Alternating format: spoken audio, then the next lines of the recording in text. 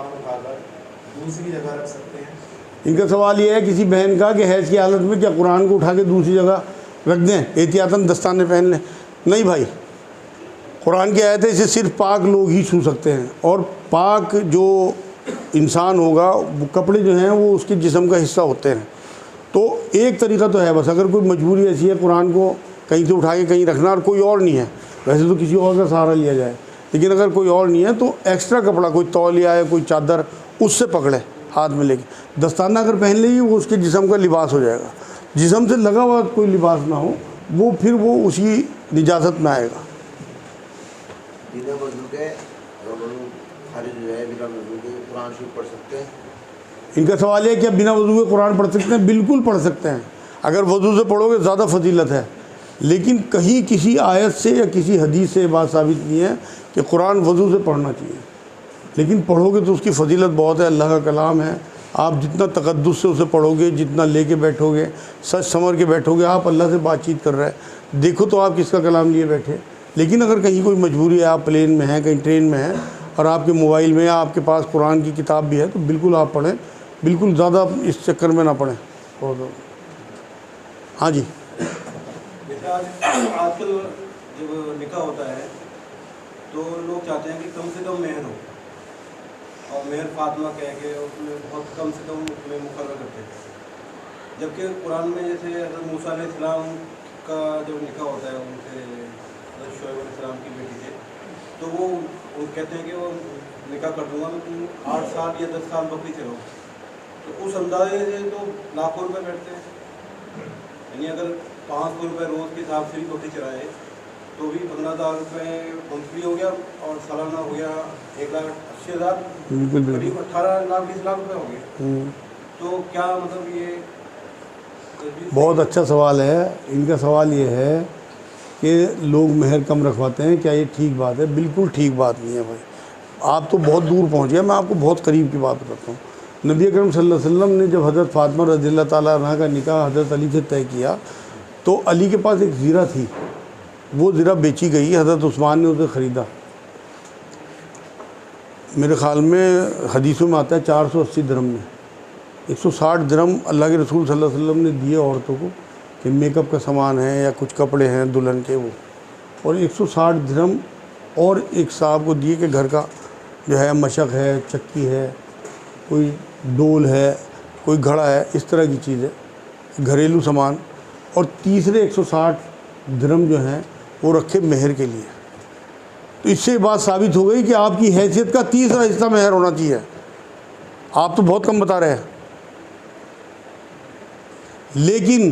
لیکن آپ کو مہر اتنے رکھنے چاہیے جو آپ کیش دے سکیں۔ نبی اکرم صلی اللہ علیہ وسلم کی حضرت عائشہ رضی اللہ تعالیٰ عنہ سے نکاح کے بعد جب 2.25 سال 2.5 سال گزر گئے تو حضرت ابوبکر صدیق رضی اللہ تعالیٰ عنہ نے کہا کہ حضور اپنی زوجہ کو رخصت کرا لیجئے۔ حضور نے کہا ابھی میرے پاس مہر کے پیسے نہیں ہیں۔ اس سے یہ بات بھی ثابت ہوگی کہ مہر نقد ہیں، ہمارے آپ بنا رکھیں گے، بعد میں دے دیں گے، معاف کرا لیں گے، کمرے میں پہنچتے سب سے پہلے تو مہر معاف کراتے ہیں۔ معافی کا کیا تصور؟ 10 لاکھ روپے تو نے شادی میں لگا دیے، اور اس عورت کا جو حق ہے اسے تو کہہ رہا مجھے معاف کر دے، کائے کا مرد ہے تو؟ میرے نزدیک نامردان کی ہے معاف کرانا، بعد میں دے دے اگر حیثیت نہیں ہے، اول تو پہلے انتظام کر کے رکھے۔ جب تو نے 10 لاکھ روپے شادی میں کر دیے، 1 لاکھ کے مہر بنوا لے یار، 1 لاکھ روپے اپنی بیوی کو اس کو تحفہ دے دے، اس کا ایک ہی تو حق ہے تیرے پاس آنے کے بعد، وہ تو اپنے ماں باپ بہن بھائی خاندان سب کچھ چھوڑ کے آ گئی، سب کچھ تجھے اپنا سونپ دیا، وہ عزت جو اس نے بچا کے رکھی 20 سال وہ تیرے لیے لا کے پیش کر دیا اپنا آپ کو۔ 1 لاکھ بھی تو اس کے لیے مہر نہیں بنوا سکتا، 10,000 بندھوائے گا اسے ہی معاف کرا لے گا۔ بھائی کیسے مرد ہیں بھائی تو سمجھ نہیں۔ ہاں جی، تو اس بات سے تو یہ ثابت ہوتا ہے کہ موسیٰ علیہ السلام اور شعیب علیہ السلام کے بیچ میں جو معاہدہ ہوا تھا دونوں فریقوں کے بیچ میں مہر کو لے کے ادھار کا معاہدہ ہو جاتا ہے، تو اس پہ متفق ہیں۔ ان کا سوال یہ ہے جو انہوں نے موقع دیا بات بتائی ہے اس کے حساب سے تو بعد کے مہر پہ متفق ہیں مسلمان۔ بھائی وہ شریعت موسوی تھی، آپ کو شریعت نبی اکرم صلی اللہ علیہ وسلم کی شریعت میں رہنا ہے۔ حضور نے فرمایا موسیٰ بھی اگر اس ٹائم آ جائے تو وہ میری شریعت کو فالو کریں گے۔ بھائی ایک کر کے آپ بتاؤ۔ آپ نے جو کہا کہ عورت اگر پیریڈ کے ٹائم ہوتی ہے، اس کے ٹائم ہوتی ہے، وہ قرآن نہیں چھو سکتی، جیسے کہ गैर मुस्लिमों की बात भी कहते हैं कि भाई वो नापाक होते हैं कुरान में, लेकिन उसमें हम कहते हैं कि नहीं छू सकते हैं। तो जो मुताहरीन का जिक्र आया है वो कुछ और है कि जैसे कि फरिश्ते हैं ऊपर से वो कुरान उसमें है। हाँ, इनका सवाल समझ गया भाई। इनका सवाल ये है गैर मुस्लिम भी छू लेते हैं, और वो जो मुतताहिरीन का जिक्र आया उसमें कुरान में कि वही छू सकते हैं पाक लोग, और वो तो फरिश्तों वगैरह का जिक्र है। भाई ये कुरान की आयत आप बता रहे हैं, मैं हदीस सुना रहा आपको कि हायजा और जिम्बी इंसान कुरान को ना छुएं। नबी ने फरमाई ये बात कि जिन्होंने जिम्बा किया हो या जिन्हें हैज़ आ रहा हो औरतों को, वो कुरान को ना छुएं। ये सही हदीस बता रहा मैं आपको, उस रूह से मैंने आपको जवाब दिया। आप कुछ कह रहे थे भाई। इनका सवाल है गैर मुस्लिमों को कुरान देना चाहिए। बिल्कुल देना चाहिए। अगर आप नहीं दोगे तो या अय्युहन नास वाली आयतों का हक़ कैसे अदा होगा? इंसानों में तो गैर मुस्लिम भी हैं। जब तक उन्हें आप कुरान नहीं दोगे उन्हें हिदायत कैसे मिलेगी? हुदल लिन्नास कैसे बनेगा कुरान? हुदल लिन्नास तो जब बनेगा जब आप उन्हें कुरान दोगे। उनके ऊपर शरीयत लागू नहीं है, वो कैसे भी छुए। इनका मुराद ये है कुरान से मुराद कुरान या तर्जुमा भी। भाई नबी अकरम सल्लल्लाहु अलैहि वसल्लम तो तर्जुमा नहीं जानते थे। अरबी ज़बान में हर गैर मुस्लिम बादशाह को ख़त लिखे और उसमें कोई ना कोई आयत लिख के ज़रूर भेजते थे। कुछ भी नहीं, अगर कोई आयत दी तो बिस्मिल्लाह शरीफ ज़रूर लिखी, वो भी कुरान का एक जुज़ है। इनका सवाल यह है हायदा के लिए क्या तर्जुमे वाला कुरान भी नहीं छू सकती? बिल्कुल छू सकती है। वो तर्जुमा है, वो दूसरी ज़बान है। अरबी के कुरान जो मतन है, जो आसमान से उतरा हुआ है, उसे नहीं छूना। एक सवाल और है, क्या जुमे की सुन्नतों की नियत जोर की होगी? इनका सवाल यह है क्या जुमे की सुन्नतों की नियत ज़ोर की होगी? जुमे के दिन ज़ोहर जो है वो बिल्कुल साकित कर दी जाती है। जिन लोगों पे जुमा फ़र्ज़ है वो जुमे की नमाज हो, जुमे की सुन्नतें हो, जुमे की ही नियत करें, ज़ोहर की कोई नियत नहीं करें।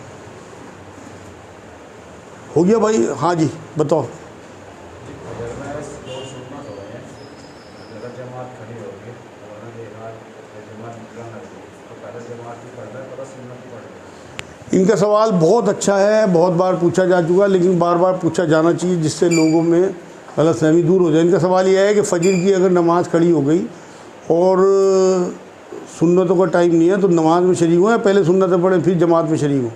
भाई आपको फ़ौरन जमात में शरीक हो जाना चाहिए, क्योंकि 1 लाख क्या 10 करोड़ भी सुन्नतें मिलके एक फ़र्ज़ की बराबरी नहीं कर सकती।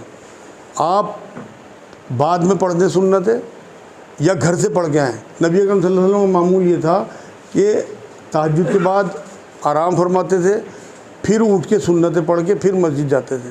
तो घर से सुन्नतें अगर आप पढ़ के जाएंगे तो सेफ़ हैं आपको तैयार भी मिल गई तो पूरी नमाज मिल गई। लेकिन वहाँ जब कुरान पढ़ा जा रहा है, इमाम साहब तिलावत कर रहे हैं और आपने पीछे अगर नियत बांध ली सुन्नतों की तो आप कुरान की हुक्म उदूली में आ गए। कुरान में अल्लाह ने कहा कि जब कुरान पढ़ा जाए तो खामोश रहो और गौर से सुनो ताकि तुम पे रहमत हो, तो आप रहमत से ही महरूम हो जाओगे।